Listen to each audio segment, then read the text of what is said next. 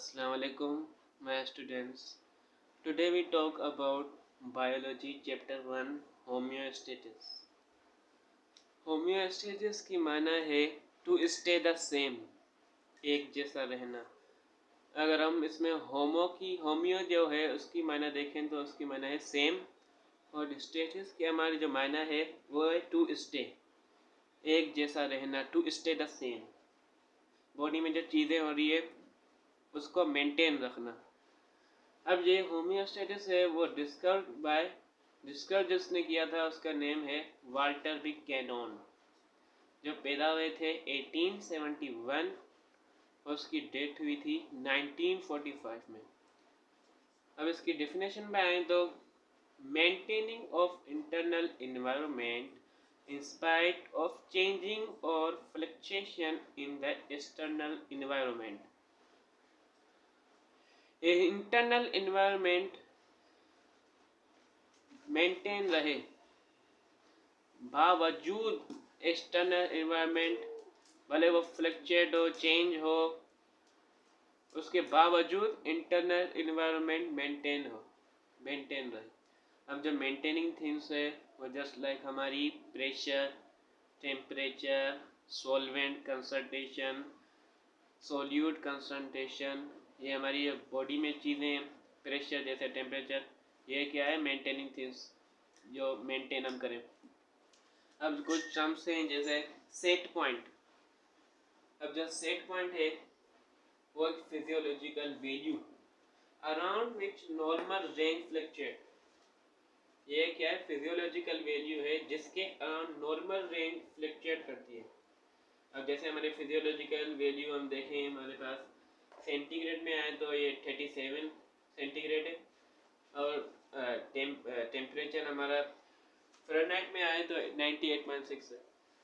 अब ये हमारी क्या है फिजियोलॉजिकल वैल्यू। अब इसके अराउंड नॉर्मल रेंज है, जैसे ये 98.5, 98.6, 98.7, ये दोनों हमारी क्या है नॉर्मल रेंज। ये क्या है फ्लक्चुएट करे, ये हमारे यहाँ सेट पॉइंट। अब दूसरा टर्म है जो वो है normal range, a set of values at which function of body are healthful and stable. ये ऐसी सेट ऑफ वैल्यूज हैं जिस पे हमारे बॉडी का फंक्शन वो स्टेबल हो और हेल्थफुल हो। अब जैसे ये सेट ऑफ वैल्यूज 98.5, 98.6, 98.7, अब ये तो हमारी सेट पॉइंट है 98.6, ये हमारी सेट पॉइंट है। अच्छा 98.5, 98.7 ये हमारी क्या है सेट ऑफ वैल्यूज है। इन पर हमारा बॉडी का जो बॉडी है वो हेल्थफुल और स्टेबल रहती है। अब हम आगे चलें। होम्योस्टेसिस, जो होम्योस्टेसिस है वो बेस्ड होता है feedback system. Feedback system check and balance system है जिसमें कुछ रिसेप्टर और सेंट्रल नर्वस सिस्टम इफेक्टर ये काम करते हैं, और ये डेवलप होता है रिसेप्टर, सेंट्रल नर्वस सिस्टम और इफेक्टर से। जो फीडबैक सिस्टम है वो हमारे दो तरह के हैं, एक पॉजिटिव और एक नेगेटिव। पॉजिटिव फीडबैक सिस्टम है वो क्या करता है इंक्रीज द इफेक्ट, वो इफेक्ट जो है हमारे पास उसको इंक्रीज करता है, और promote the change same effect, जो इफेक्ट है और उसको प्रोमोट आगे करता है। अब जैसे ब्लड क्लॉट, ये भी इसका काम है। Labour process, heat stroke. अब हीट स्ट्रोक में थोड़ा एक्सेप्शन कैसे, इसमें हमारे पास जो हीट स्ट्रोक है उसमें टेम्परेचर इंक्रीज होता है इसलिए हीट स्ट्रोक होता है। अब ये पॉजिटिव फीडबैक सिस्टम क्या करता है और टेम्परेचर को इंक्रीज कर देता है, जिसकी वजह से हीट स्ट्रोक ज़्यादा हो जाती है। अब दूसरा हमारे पास है नेगेटिव फीडबैक सिस्टम। ये क्या करता है अपोजिट इफेक्ट, इसका ये डिक्रीज करता है, अपोजिट में वो इंक्रीज करता है तो वो डिक्रीज करता है negative. It decrease the change, ये चेंज को क्या करेगा डिक्रीज करेगा। जैसे टेम्परेचर रेगुलेशन में इसका काम है, मेंटेन करेगा, टेम्परेचर को रेगुलेट करेगा। Regulation of blood glucose level, maintain या रेगुलेट करेगा ब्लड ग्लूकोज लेवल जो हमारे बॉडी में होता है। जैसे बच्चों मैंने आपको पढ़ा दिया कि होम्योस्टेसिस क्या होता है और फीडबैक सिस्टम क्या होता है, और कुछ टर्म मैंने आपको जैसे पढ़ा है। अब जो होम्योस्टेसिस है वो सेल्फ रेगुलेटिंग प्रोसेस है, ये अपने आप को क्या करता है, रेगुलेट करता है, ये इसलिए हम इसको कहते हैं सेल्फ रेगुलेटिंग प्रोसेस। और इसको हम दूसरा नाम देते हैं सेल्फ एडजस्टिंग प्रोसेस, ये अपने आप को एडजस्ट करता है। अब मैंने आपको जैसे बताया कि आगे जाके पढ़ते हैं रिसेप्टर और कंपोनेंट्स जो है हमारे पास, रिसेप्टर, कंट्रोल सेंटर, इफेक्टर जी। अब ये हम पढ़ेंगे रिसेप्टर क्या होता है। रिसेप्टर ऐसा ग्रुप है सेंसरी सेल का जो डिटेक्ट करता है चेंज को। किसको डिटेक्ट करता है, चेंज, जो इन्वायरमेंट में हमारी चेंज होती है उसको डिटेक्ट करता है। अब इसको हम बोलते हैं ये ट्रांसड्यूसर है। ट्रांसड्यूसर इसको हम क्यों बोलते हैं, क्योंकि ये जो डिटेक्ट हुआ चेंज करता है उसको कन्वर्ट कर देता है इलेक्ट्रिकल सिग्नल्स या इलेक्ट्रिकल एनर्जी में। और जो रिसेप्टर है वो कनेक्ट होता है neurologically with control centre.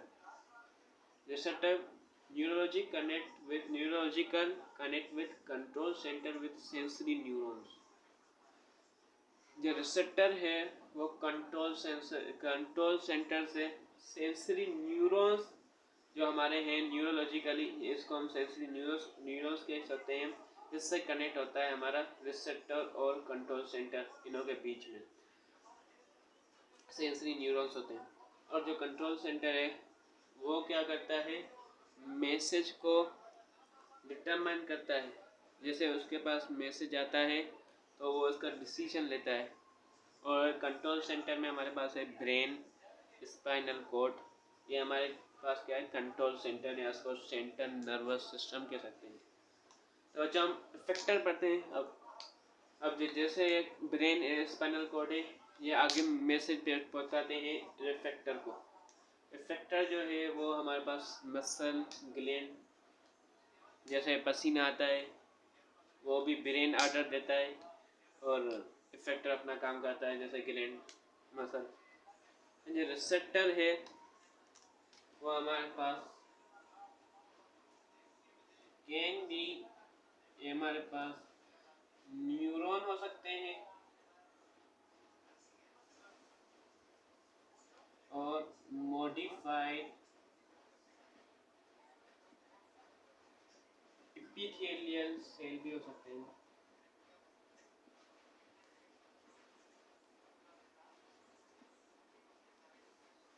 Receptor हमारे पास न्यूरॉन भी हो सकते हैं और मॉडिफाइड एपिथेलियल सेल कह सकते हैं। अब जब चेंज ऑफ इन्वायरमेंट है हमारे पास, ये चेंज ऑफ इन्वायरमेंट, अब इसको हम क्या बोलते हैं, स्टिमुलस। स्टिमुलस क्या, कोई आपसे पूछे स्टिमुलस क्या होता है तो आप जवाब देना change of environment, change in environment. और ये depend upon environment, stimulus depend